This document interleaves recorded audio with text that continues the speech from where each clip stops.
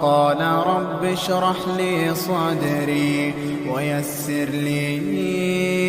أمري واحلل عقدة من لساني يفقه قولي واجعل لي وزيرا من أهلي هارون أخي اشدد به أزري وأشركه في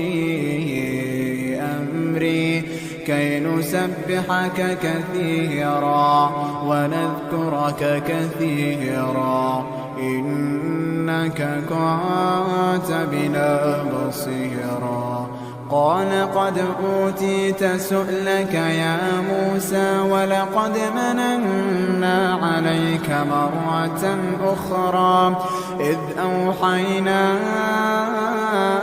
إلى أمك ما يوحى